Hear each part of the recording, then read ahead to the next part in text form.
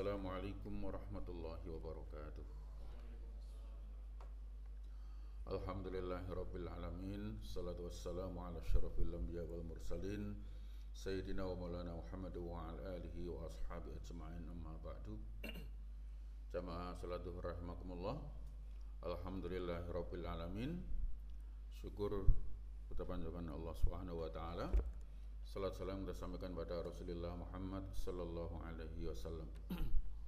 Bapak Ibu sekalian yang dirahmati Allah, pada siang hari ini saya ingin menyampaikan uraian apa yang secara ringkas kami sampaikan pada khutbah Jumat bulan lalu, di mana di antara hal yang rutin kita lakukan yaitu berdoa.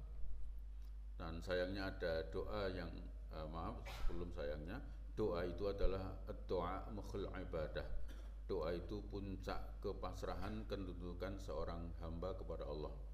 Di otaknya ibadah, puncak ibadah adalah doa. Karena bagi mereka yang dalam keadaan posisi di atas, doa itu wujud syukurnya kepada Allah agar tidak melahirkan kesombongan bahwa semuanya datangnya dari Allah. Dan jika dalam kondisi di bawah terpuruk, ia tetap punya sandaran kepada Allah Subhanahu wa taala.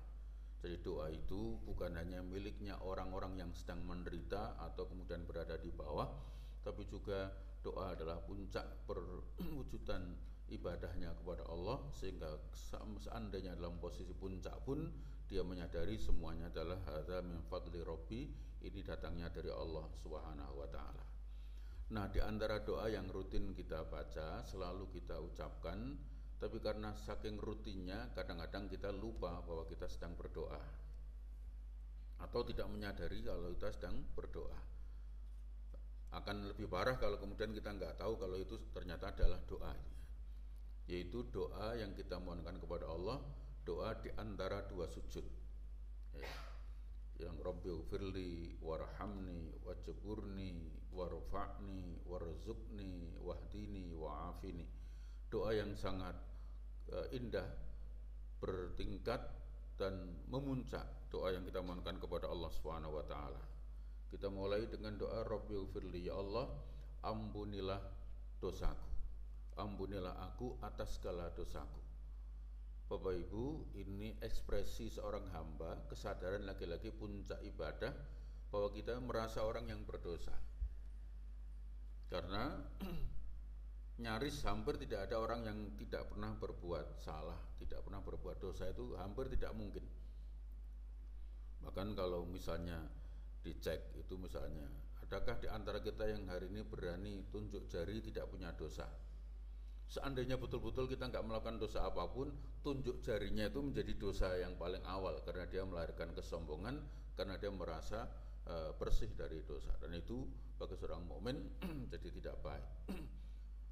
Bahkan misalnya kenapa misalnya Umar bin Khattab itu kalau mendengar ayat-ayat tentang orang beriman, beliau nangis, membaca ayat-ayat tentang orang munafik juga menangis.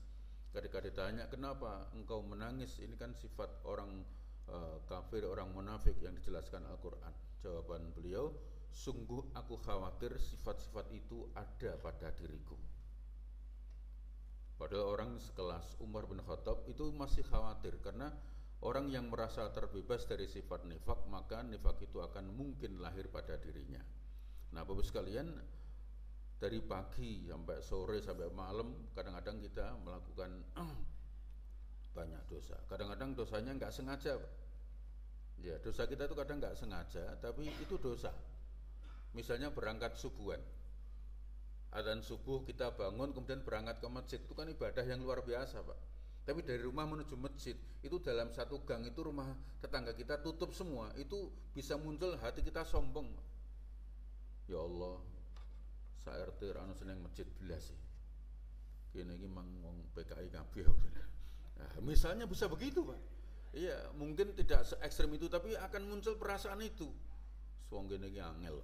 Ya. Jadi melihat dirinya merasa menjadi paling baik di dalam satu gang itu karena dia subuhan berangkat sendiri. Iya. Dosa itu kadang-kadang nggak sengaja, Bapak Ibu.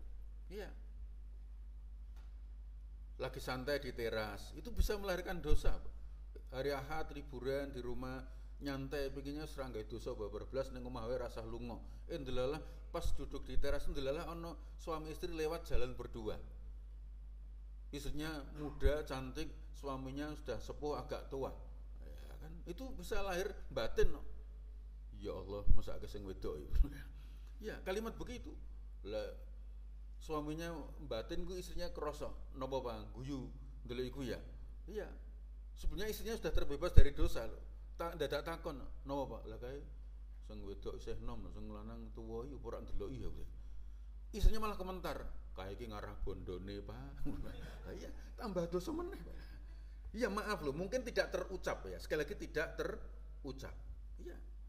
Pimpinan kita ganti mobil, itu sudah mulai kalau nggak pinter nato hati batin Pak.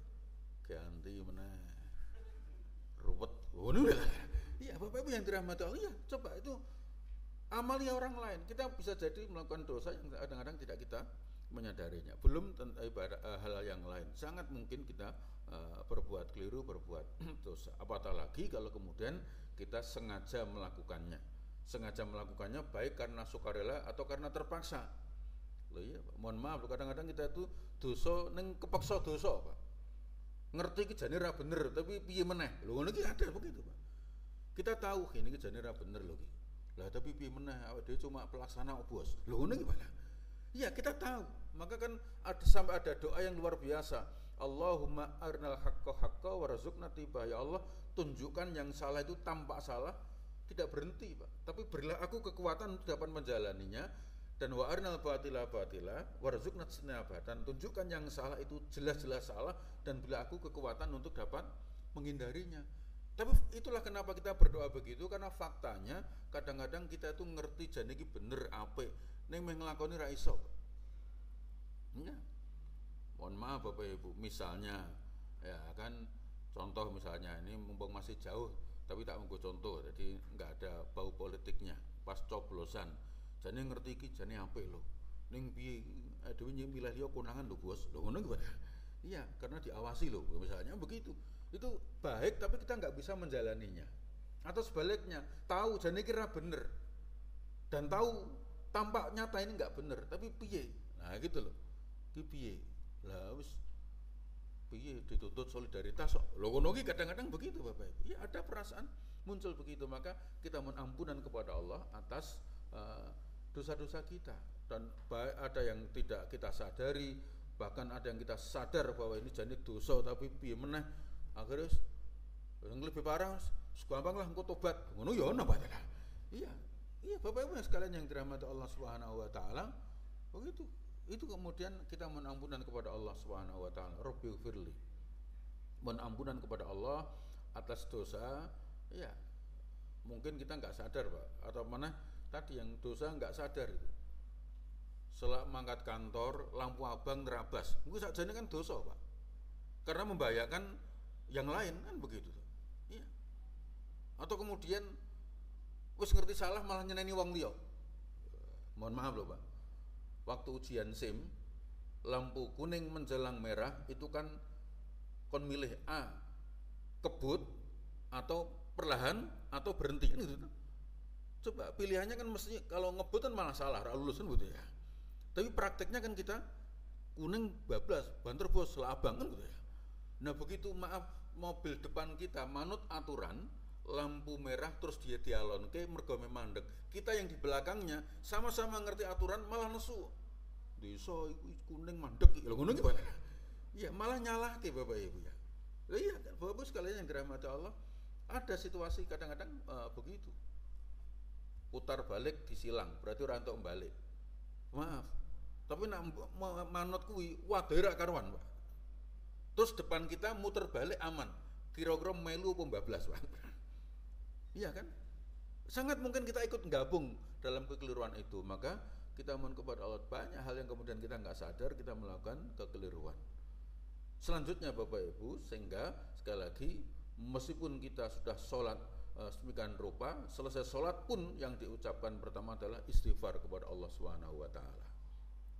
Ya, karena kita menyadari banyak kelirunya kita ini.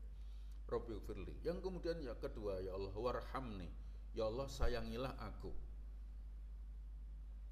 Bapak Ibu, dengan cara apa kita mengetuk surganya Allah? Kalau dengan amal kita tampaknya tidak cukup memadai. Itulah kenapa ada ucapan Rasul yang kadang disalahpahami.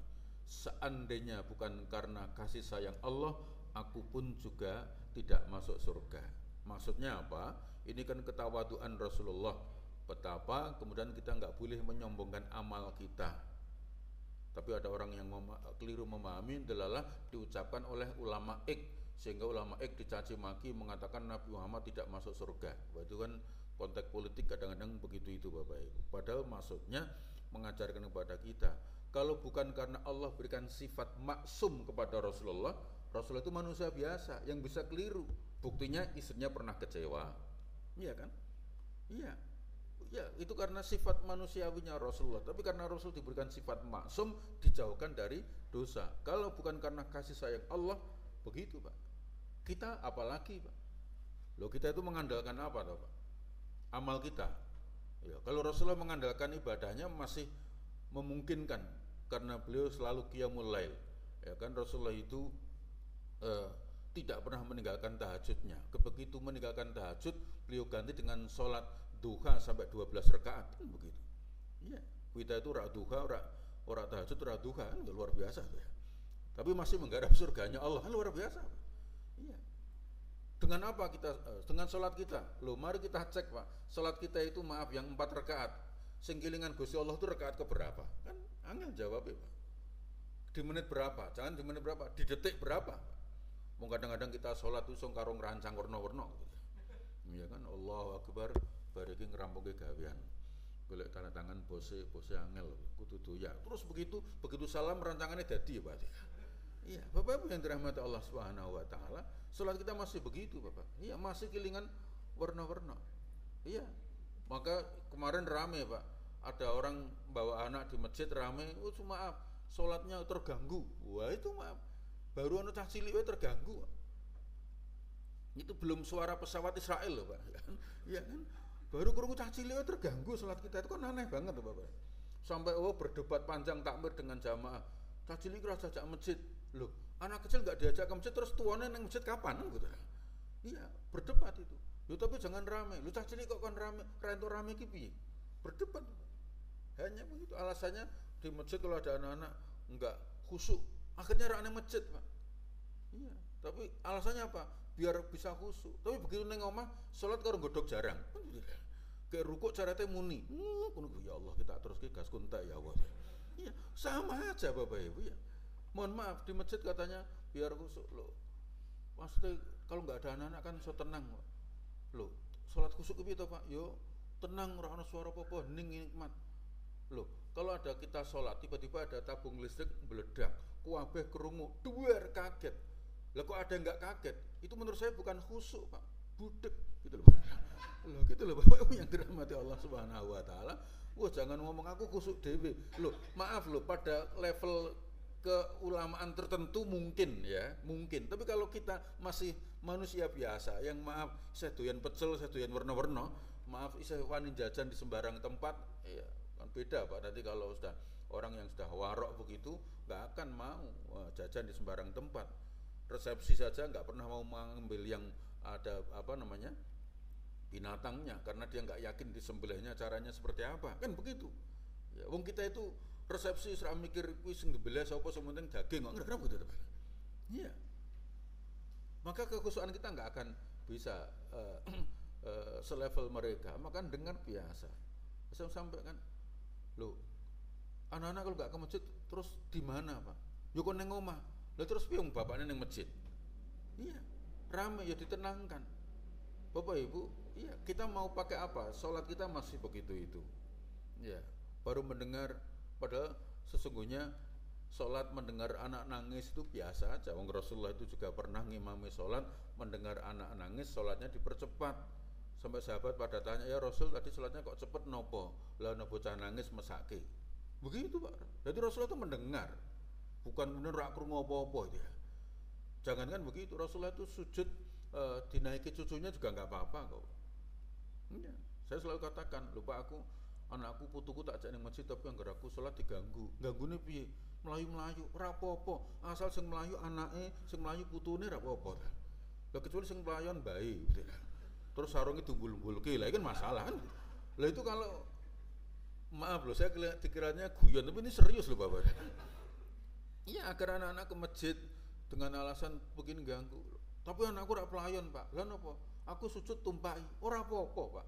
Jenengan sujud ditumpai putumu, insya Allah aman. Asal sing numpai cah cilik, kan gitu Pak.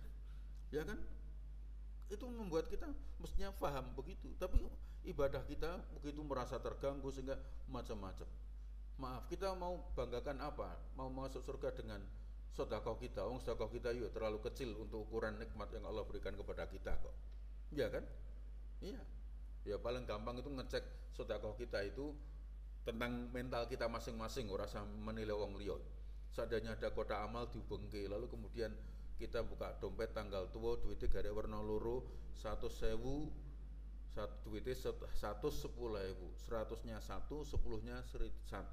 Itu kira-kira sing jegur sing di itu sudah bisa ngukur kemampuan kita, Pak. Ibadah kita loh, Pak. Iya, duitnya 110.000, kotak melaku ning ngarepe kita. Itu mesti orang nggo mikir, mesti sing maksimal sing mlebu 10 kan gitu. Sing 100 mlebu meneh kan. Iya. Lah sebelahnya buka dompet duitnya 115, 110 5.000. Itu hampir udah pasti sing jegur 5.000 Pak. Sebelahnya malah 117, 2.000 lho Pak. Sing pojok 200.000, atusan kabeh, malah res do ngisi ya Pak. Iya malah nyenggol sebelah Mas nyileh 2.000 Mas. Ngono iki Pak. Loh, amal kita itu masih seperti itu Pak. Iya.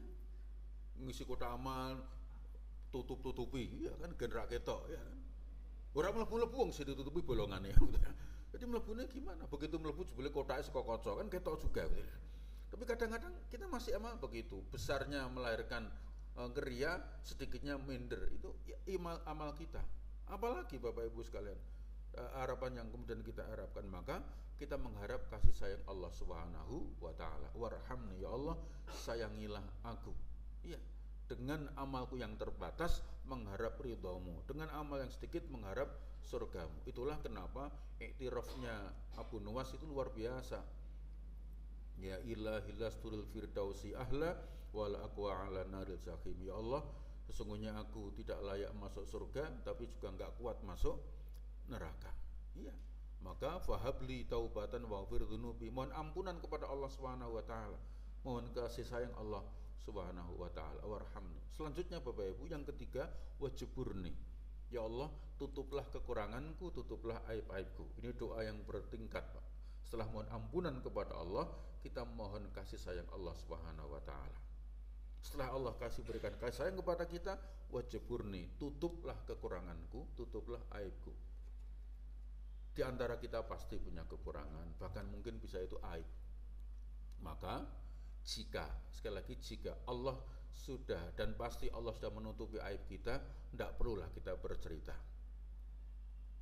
Misalnya jika kita dulu punya masa lalu yang kurang baik, dulu berbuat A, B, C, D, itu dosa semuanya, kemudian kita hari ini karena ketemu dengan teman-teman PLN yang ada masjidnya, ada yang jaga ibadahnya, kemudian kita sekarang menjadi baik. Masa lalu yang sudah ditutup Allah jangan kita ceritakan. Jangan alasan untuk pelajaran kemudian kita malah bangga dengan dosa kita masa lalu. Tidak boleh Pak. Sudah tutup, Allah sudah menutupi aib kita, ya sudah nggak usah diceritakan. Perasa aku alhamdulillah Mas, saya ini gelem sholat mbiyen kuwi, maaf Allah sudah tutupi, tidak usah kita ceritakan. Cukup kita saja dan Allah saja yang tahu. Demikian juga sebaliknya Pak. Kalau kawan kita ketemu hari ini, kita dulu kenal dia nggak baik, hari ini baik, apalagi sekarang jadi ustadz misalnya, ngimami sholat, ya sudah, dia sudah dengan komunitas baru, kita kenal hari ini, kita dulu mengenalnya, nggak perlu kita buka Pak. Nah kadang-kadang itu kita itu cerita, kelihatannya memuji tapi merendahkan Pak. Tiba-tiba dia ngimami, padahal dulu kita kenal orangnya nggak baik. Iya, aku terus terang bos, salut becah kuwi bos, saya udah diapik, mbiyen ngeri, oh ini gimana? Ya mohon maaf Bapak Ibu, Allah sudah nutupi aibnya, tidak perlu kita buka. Iya. Seandainya kita tahu masa lalunya, sudahlah kita saja dengan dia. Teman-temannya yang tidak tahu ya sudah, nggak usah kita kabari, nggak ada perlunya Pak. Ya, nggak ada perlunya. Meskipun kita kelihatannya memuji, wah tak aku nih saya top, biyen, maaf itu yang kemudian harus ditutup. Kenapa? Kita diingatkan oleh Kanjeng Nabi, tutuplah aib-aib saudaramu di dunia ini supaya Allah menutupi aibmu di dunia dan di akhirat. Ini Pak. Iya, kecuali Bapak Ibu menjadi saksi di pengadilan. Ya kan? Harus menceritakan. Itu tujuannya untuk proses pengadilan, bukan untuk membuka aib-aibnya. Ya, maaf, saudara kenal dengan ini. Misalnya kita kenal pengadilan, ya Anda dijadikan saksi, saya kenal. Bisa diceritakan masalahnya, misalnya mohon maaf ya, tentang rumah tangga menjadi saksi di pengadilan. Saya tidak tahu kecuali yang saya lihat. Titik, jangan maaf, bisa ceritakan, wah ngeri Pak Hakim. Wah saya ngerti kabeh Pak. Ngono tidak perlu begitu Pak. Iya, tidak perlu begitu. Ya, cukup yang kita tahu saja. Iya. Begitu loh Bapak Ibu, kita tutup aib saudara kita supaya Allah menutupi aib-aib kita di dunia dan di akhirat. Iya. Kalau tidak dalam rangka pengadilan, kita nggak usah jadi kompor bagi keluarga orang lain. Nggak usah memberitahu hal yang tidak diperlukan. Nah, maka Bapak Ibu sekalian yang dirahmati Allah Subhanahu wa taala, kita mohon kepada Allah, wajiburni, tutuplah kekuranganku, tutuplah aib-aibku. Nah, doa-doa selanjutnya, ya, mudah-mudahan nanti bisa kita bahas berikutnya, itu semuanya dari kemudian warfa'ni, setelah ditutupi aibnya, diangkat derajatnya, kemudian mohon di antara derajat adalah rizki, kemudian mendapat hidayah dan mendapat kesehatan. Itu semuanya doa-doa yang sangat luar biasa, yang mestinya kemudian kita nikmati doa itu dalam sholat kita, sehingga kita bisa menikmati sholat kita bukan hanya sekedar membaca tapi berdoa. Ya, sekali lagi bukan hanya membaca tapi berdoa kepada Allah Subhanahu wa taala. Mudah-mudahan materi ini setidaknya sedikit untuk kemudian memperbaiki kualitas sholat kita, agar kita sholat betul-betul doa kepada Allah Subhanahu wa taala. Amin ya rabbal alamin. Saya kira ini, terima kasih, mohon maaf. Assalamualaikum warahmatullahi wabarakatuh.